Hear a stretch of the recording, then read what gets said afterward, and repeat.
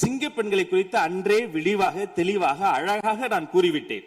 சிங்க பெண்கள் இந்த நாட்டினுடைய தமிழ்நாடு அரசினுடைய பொக்கிஷம். அவர்களை குறித்து மீண்டும் மீண்டும் இப்படி சிறுமைப்படுத்தி பேசியதற்காக மாண்புமிகு பேரவைத் தலைவர்கள் அதை கண்டிக்க வேண்டும். சிங்க பெண்களை குறித்து இனி யாராவது தவறாக பேசினால் அதை அனுமதிக்க கூடாது. இப்படி தவறாக பேசியதற்காக அவர்கள் மன்னிப்பு கேட்க வேண்டும் என்று தமிழக வெற்றி கழகத்தினுடைய அரசு சார்பில் கேட்டுக் கொள்கிறேன். வாக்குறுதிகளை பற்றியெல்லாம் பேசினார்கள். பொதுவாக வாக்குறுதிகள் சர்வதேச அளவில் பொலிட்டிக்கல் பினாமினல் எப்படி உருவாகிறது? ஒரு பிரச்சனை, அந்த பிரச்சனைக்கான ஒரு சொல்யூஷன்ஸ், அதை எந்த பொலிட்டிக்கல் இன்டர்ஃபரன்ஸ் இல்லாமல் செயல்படுத்தக்கூடிய ஒரு செயல்முறை, பின்பு வரக்கூடிய அந்த வெற்றியை ரோடு போடுவோம் என்று சொல்லி ரோடு போட்டதை காண்பித்து எக்ஸிபிட் செய்து அவர்கள் முன்னோக்கி செல்வார்கள்.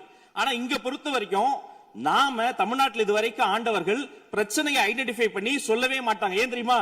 அந்த பிரச்சனையே அவங்கதான், அவங்களே அவங்களை ஐடென்டிஃபை பண்ணி எப்படி சொல்ல முடியும்? சரி, அதுக்கு பாசிபிள் சொல்யூஷன் சொல்லி பொலிட்டிக்கல் இன்டர்ஃபரன்ஸ் இல்லாம அதை செயல்படுத்த முடியுமா?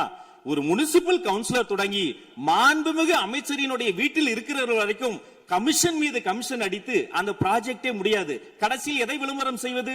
அந்த திட்டத்தினுடைய வெற்றியையா எதை விளம்பரம் செய்வது என்றே தெரியாமல் தங்கள் தலைவரை, அதுவும் ஒரு குடும்பத்தை மட்டுமே வெறித்தனமாக விளம்பரம் செய்து செய்தி விளம்பரத்துறையின் கஜானாவை துடைத்து வைத்து சென்றிருக்கிறார்கள் என்பதையும் இந்த மாவட்டத்துக்கு தெரியப்படுத்த நான் கடமைப்பட்டிருக்கிறேன்.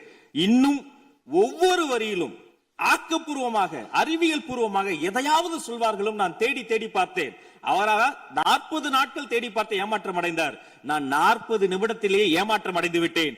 இதை சொல்ல வேண்டும் என்று சொன்னால் ஒரு நகைச்சுவை காட்சியில் சொல்வதை போல அதுல ஒண்ணுமே இல்ல, கீழே போட்டுருங்க. நன்றி சட்டப்பேரவை தலைவர் அவர்களே.